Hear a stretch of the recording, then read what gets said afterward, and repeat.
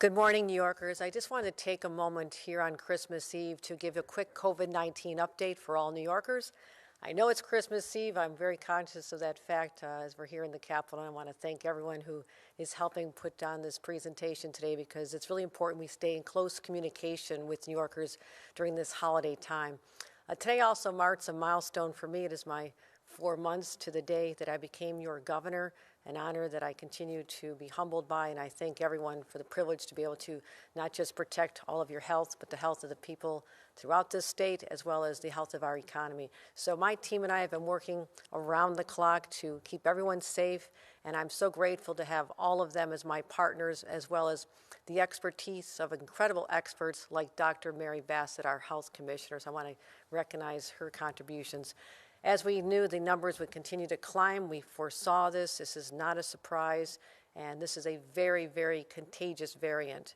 And I will repeat this once again. This is not the same situation we had in March of 2020 or even last winter's surge. We've had more testing and we've had more opportunities, but also we know that hospitalizations are continuing to rise. So our winter surge plan, which was activated months ago, making vaccines and boosters and testing widely available, continues in full throttle here. So let's take a minute and go through some of the latest numbers. First of all, we've had 44,431 new positive cases, and part of that is because we've had such widespread testing. That's out of nearly 360,000 tests just done in one day. The testing demand continues to increase. There are about 200,000 tests requested just a little over a month ago, just before Thanksgiving. So with a lot of testing, the upside is that we're getting a handle on where the cases are and how we can control that spread. And we expect that many people who do test positive, they won't show symptoms or even just very mild symptoms that won't require them to go to a hospital or even see a doctor. They can be managed at home. But we'll still see numbers going up, and that's something that is continuing to be concerned. You can see the cases per 100,000 people, which is how we've been tracking the numbers very intently for months now.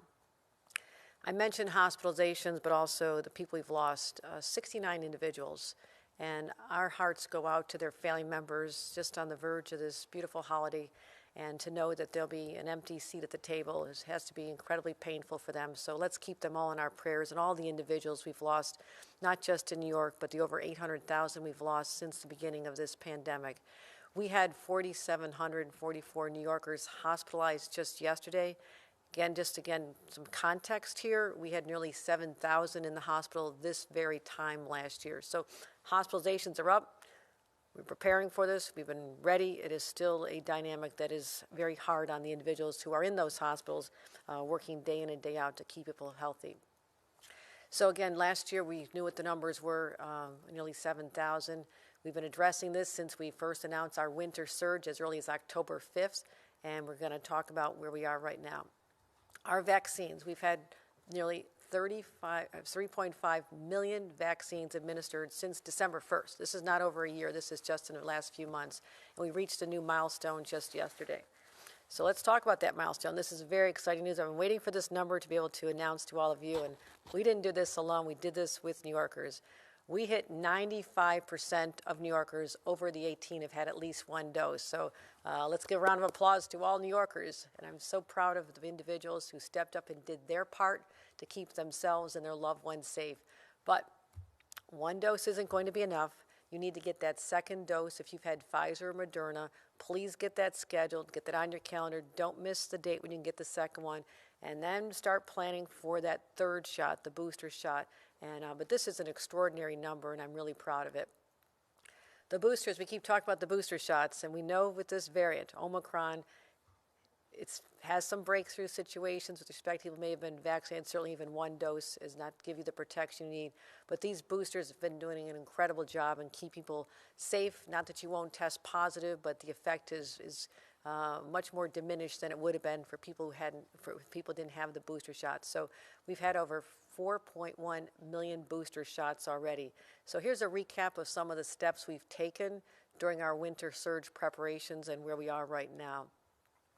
Again, the timeline, we talked about this October 5th, and I knew Halloween was coming because I started seeing the candy show up in the stores and the costumes, and I thought this is a reminder of what happened last year. So I wanted to address that early on so people could start anticipating what we expected to happen.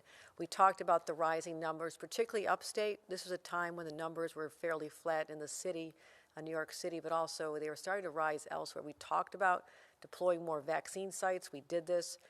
November 11th, we started talking about schools that were seeing an occasional case and how they can adopt, if they wanted to, a test to save program, which is all about keeping the healthy kids in school.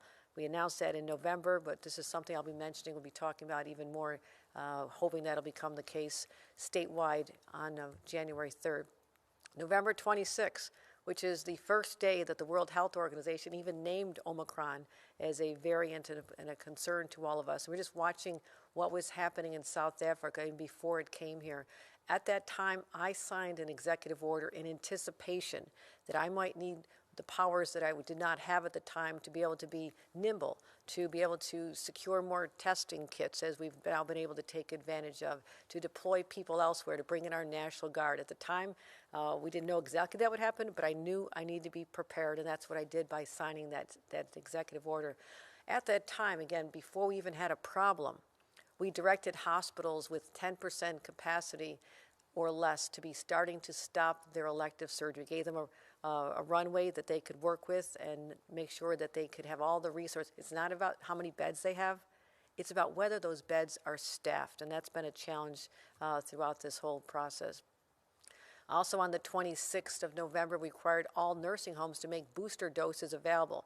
First of all, vaccines. Every nursing home made available to the residents the vaccine as well as their staff, and now we want to make sure that they knew we thought boosters were very, very important. So we wanted to make sure that happened so we could ease the stress on our hospital systems, because we knew people in nursing homes really are the most vulnerable population.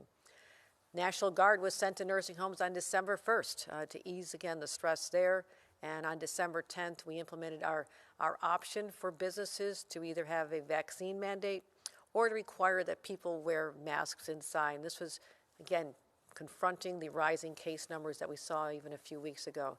December 17th, we announced, in addition to the vaccination sites that had already been standing up throughout this process, that we'd actually add 40 new ones and more booster sites, and also launching money for counties that would participate as partners with us in enforcing the vaccination or mask mandate, and the directions have gone out to them on how to apply for this funding. That was December 17th. December 22nd, we announced that we were able to acquire 37 million free take-home tests. They've all been ordered. They're not in possession yet, but we've had them arrive, and I've visited counties the same day that many of these doses have arrived, and that's a very positive day. Also recognizing what's going on in New York City, we have now allowed for testing, created an opportunity for testing to go on at some of our MTA stops to meet the increased demand. So here's what we have. There are 1,800 testing sites in the state of New York. That's quite extraordinary. That includes the New York State sites, the ones where we partner also with the local governments and the county governments, the pharmacies, the doctors' offices, pediatricians, and we're continuing to launch even more. Even though it's been a challenge to find the staff, we are going to continue searching for them and make sure we can staff up sites. So we're announcing another 13 new testing sites that will be available this upcoming Wednesday. So we're focusing on high-need areas, but also our smaller communities that may not have had the resources to put these up. And we're also focused on making sure we continue to support New York City, a place that, because of its dense population, we know is more vulnerable. So what do we do for New York City? Let's go back quickly to the day we first learned of the very first Omicron variant in New York. Was December 2nd. Literally that day, I did a press conference. I went to City Hall to meet Mayor de Blasio. We talked about our collective readiness, how we would partner in this our attack on this variant, and our expectation at that time that certainly more cases were coming. And since then, we've rolled up our sleeves. Our health department is almost embedded with theirs. We're working very closely based on existing relationships. And again, our thanks to Dr. Mary Bassett and our entire health team for that outreach, which is just ongoing and continuous. And as a result, working in partnership with the city, literally in the last 48 hours, we delivered over 600,000 tests to the city, so their Department of Health could have resources to get them out. So we're continuing to bring resources to them directly. And again, Wednesday next week, we've already announced 5 more testing sites that'll be opening, 1 per borough at this point. We're going to continue to ramp this up.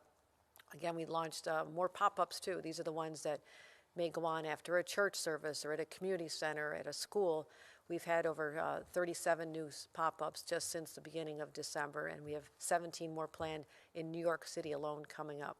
So that's what's going on in New York City. We're watching their numbers, working closely with them, working with FEMA and New York City to meet any additional requests that come to us. Another dynamic that has been an area of great anxiety for individuals, particularly employers and people who work in healthcare and are essential workers. How do we make sure that all of our operations are running?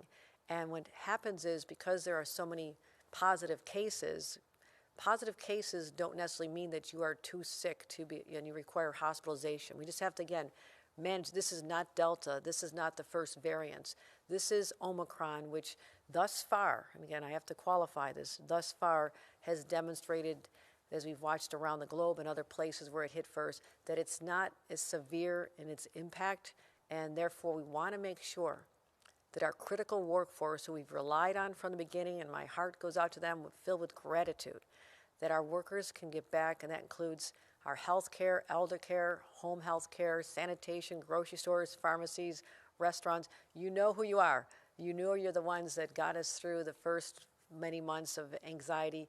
We need you again. We need you to be able to go to work. So today, I'm issuing new guidance on returning to work for our critical workforce after they've tested positive, and employers may allow healthcare workers and other critical workforce members who've had COVID to return after 5 days if they are fully vaccinated, again, fully vaccinated, and are asymptomatic, or their symptoms have been resolving and they have no fever for the last 72 hours, and they don't have to be taking medication. So in this select group, and we also say that when they come back to work, they have to wear a mask. So we've working closely and seeing what the CDC guidance is. We waited for this to make sure that the longer period, the 10 days that was required when we didn't have as much information, and we also had a different variant, and now this is the predominant variant. Different circumstances. Again, we're always trying to adapt to changing data as we receive it and process it. So this is a new announcement from the CDC. We immediately wanted to translate that into the New York State workforce and people all over the state, mainly focused on making sure that we can get people back to work. So these critical services that New Yorkers need, healthcare, transportation, grocery stores, all the things that we've identified are as important, that they can get back to work as soon as it is safe to do so. Again, vaccinated, wearing a mask, asymptomatic, and that is being released shortly after I conclude this presentation. Get people back to work, keep kids in schools. And I've been talking about this for the last 4 months, literally. And I wanted to make sure that we had a strong plan. We required students have to wear masks. There is an end in sight at some point, but it is just not now. It does not make sense for us to remove that. I know some parents are frustrated, but others are grateful to know that their children will be safe, particularly as we approach this vulnerable time. Here's what we have. Kids have now left the school where they're contained with the same number of individuals, the same people day in and day out through this fall, and we've had very few cases in schools, which has been a blessing. Now they're back home. Now they're playing with maybe older siblings who went off to college who are coming back, visiting grandparents. So there is a vulnerability that we saw coming. So we want to keep our schools open when they're supposed to open January 3rd. We want healthy kids to stay in school. And we've been providing regular information since October, at the time giving options on how counties can deploy test to stay. There was an experiment that was done in Grand Island, which is not far from my original home was in Buffalo. They embraced this. They worked very hard. They had a very good outcome. And so the CDC just confirmed that test to stay works. And now we are highly recommending that counties and school districts implement this. And we'll work with them. I have a call coming up in a few days with all the school superintendents. My team has been in nonstop communication with our counties as well as our local public health departments and the school districts, bringing all these partners together, working around the clock to make sure that when school starts, we have the tests to be able to give to the schools. So when parents will know, we want their kids to go back to school, that there'll be tests waiting for them, that they can take them home in their backpack. If someone in school tests positive, they don't all have to stay at home if they're asymptomatic, have not been exposed directly, and also we'll get them tested. And that's what's been missing, this opportunity to test the kids to keep them in school. So we truly hope that this will be a plan that makes sense. We all saw the negative impact on the growth of children in terms of their educational development, but also emotionally. What this did to everybody from kindergartners on up to high school kids. It had a devastating effect, and we cannot take any steps backward. I think everyone understands, professionals, parents, teachers, will keep a safe environment. We have the testing available. That's why we ordered such an extraordinary number. We'll have them available to get out to schools and work with them closely so they can stay open. This is also a time of year when we want to visit our loved ones in nursing homes. If you reflect back on the pain of last year, the inability to visit people that just sat there looking out the window day after day after day, wondering where their loved ones are, their grandchildren, their children, why they had to be alone during the holiday times. And to all the nursing home workers who had to deal with the emotional trauma that everyone was going to, I am so grateful to you for staying open, being there, and literally holding their hands at a time when they felt so isolated and lonely. This is a different year, and what we have done, we've done an extraordinary job doing everything we can to keep these individuals safe. And we required that vaccinations be made available to every nursing home. And in fact, we made sure that every nursing home offered booster shots made available starting right around Thanksgiving, the 26th of November. So there is no reason why every single occupant or someone who works at a nursing home is not vaccinated and is not boosted. But the numbers are not where they should be. I think they should be at 100%. They're not quite there, and as long as there's people unvaccinated in nursing homes, this is an area of vulnerability. So in some cases, family members need to give consent so the individual who lives in a nursing home can get that shot if they're not able to make the decision themselves. So please step up. If you want to visit them, make sure they're safe. And I'm encouraging all the visitors, please be vaccinated or boosted, and keep your mask on. We're not mandating it, but we really, really, really encourage you to do that. Think of the most vulnerable person that you love deeply and what you would do with the guilt if something happened to them because you wouldn't take these precautions. We know what to do. This is not that hard. We have so much more available to us than we had last year, and that's why you can visit them. But keep distant, wash your hands, wear the mask, and please, I'm urging you, be vaccinated and boosted if you're already vaccinated before you go see your loved one. We all know we got the vaccine, not just for ourselves, but for our loved ones. And think about them as you're just making this life or death decision when you visit people in nursing homes. We also have people in congregate settings where they are gathered, such as correctional facilities. We know this is a time for increased visitations with people who are visiting family and friends. We also want to protect the staff, the corrections officers, the entire staff, and the incarcerated population within our facilities.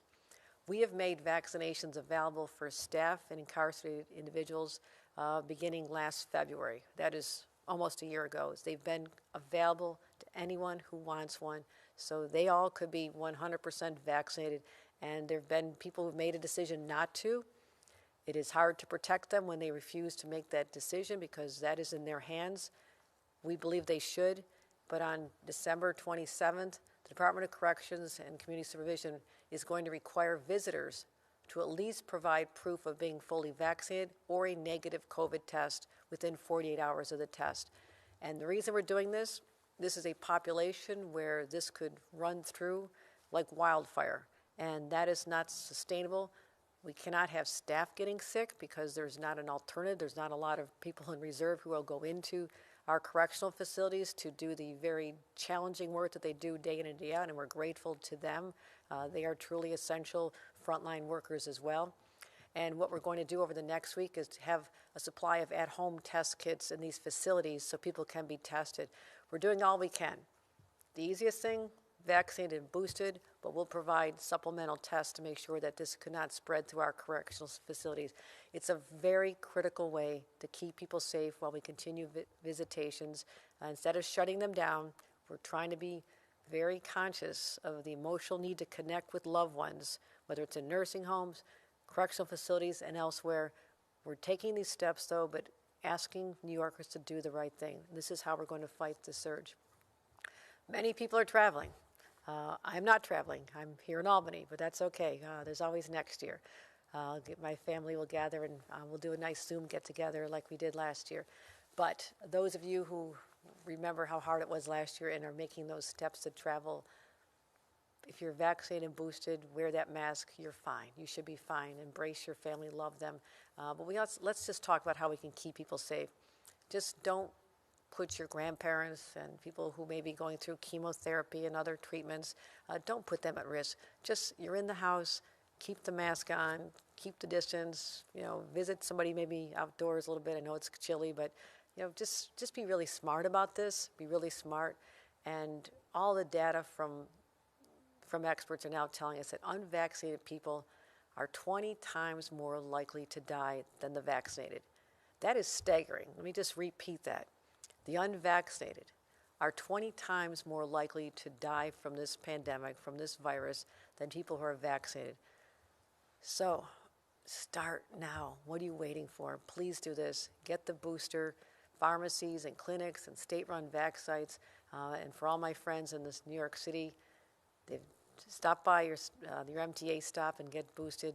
We're going to continue pushing this out. We have been. We've talked about this since early October.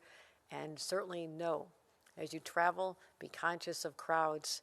It's hard to address this if you're heading on a train or a plane, but we want to keep people together. We don't want to have people isolated from each other. It's really important. And also to support the businesses during this time. If you had reservations, try to keep them, but spread apart. I mean, let's not make it any harder on the businesses who've been struggling so hard during this whole time. So there is a way to strike the balance.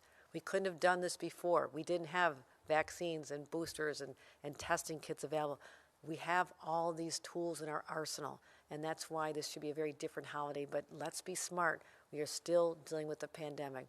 So if you are also just feeling a little under the weather, just stay home. That's a time for you to say, I'm going to take care of myself. I'm not going to spread this. Don't be that person. Don't be the one that everybody talks about at your next get-together and say, oh, that was the one who was sniffling or not feeling well and feeling a little feverish, and they still showed up because they wanted to. That, my friends, is selfish.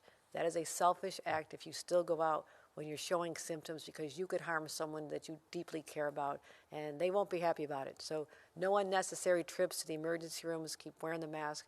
Wash your hands. And I'll say, as I wrap up here, this has been an extraordinary 4 months for me personally, but I was very engaged in this over the process beginning back in March of 2020. So this has been a long journey. And I just want to say the people that I saw from the very beginning who still to this day are being called to do the extraordinary, way beyond what they ever thought they would have to do when they signed up for their jobs and their careers and their professions. And yes, this is a season of hope. I want this to continue to be a beautiful season. Christmas reminds us of hope, also gratitude. So those are still on the front lines, these healthcare workers. And I've met individuals every day this week, reaching out and just looking in their eyes and saying, we know you're tired, we know you're exhausted, we know you're exasperated because you knew it didn't have to be this bad because we have a vaccine and a booster shot. But I thank you from the bottom of my heart for continuing to show up. Leave your homes, put on your uniform as you did from the beginning. We would not survive this without you. So to all the nurses and doctors and aides and administrators in hospitals and nursing homes and our congregate settings and our group homes, we are so grateful for what you do. But also the individuals and the National Guard who show up. I just thank them and say, whether it's a hurricane, it's flooding, going overseas to defend our freedoms in Afghanistan, or just keeping people alive in your home state, we are grateful for our National Guard and all the staff at the vaccination sites that I visited, and so many other people who are doing the right thing. And to the people who work in pharmacies, filling those prescriptions, administering the shots, the grocery stores, people that are still out there letting us buy things for the holiday season, I want to thank you. And I wanted to end on a quote as I think about who I'm grateful for. And I'm grateful for a very patient family. We'll see you next time, I promise. My dad, who was in this room exactly 4 months ago here today as I was sworn in, and my children, and just they lift me up, and I want to thank them, particularly my husband, New York's first gentleman, Bill Hochul, who's been the wind beneath my wings for so long. But we found a quote that says, to accomplish great things, we must not only act, but also dream. Not only plan, but also believe. New Yorkers, I believe we will get through this. We will get through this stronger. We'll have a safe and healthy season, a season of gratitude, grateful for those who keep us alive, grateful for the privilege to live in the great state of New York. I personally am grateful. I know many of you are, but please extend that to others who may feel that this is just, they feel taken for granted. So please thank everyone you see in the stores, the restaurants, the transit workers. Thank them for what they do. You cannot imagine what that simple word of gratitude will do. It may just lift their spirits and remind them that what they're doing is an extraordinary thing during these extraordinary times. So we're going to continue to spread holiday cheer, not COVID. We're going to keep things open. We're going to do the right things, but we'll not get complacent. We are going to get through this battle, my friends. We're smart. We know how to do this. We're not shutting down business. We're not shutting down schools. And we're going to get through this safely because we're going to continue to look out for each other and truly show what New Yorkers can do when we have been knocked down. We come back stronger, more resilient than ever before. And I look forward to meeting all of you again literally in a couple days, and thank all of you for your support of me, our administration, as we enter this holiday season. Merry Christmas, happy holidays to all of you.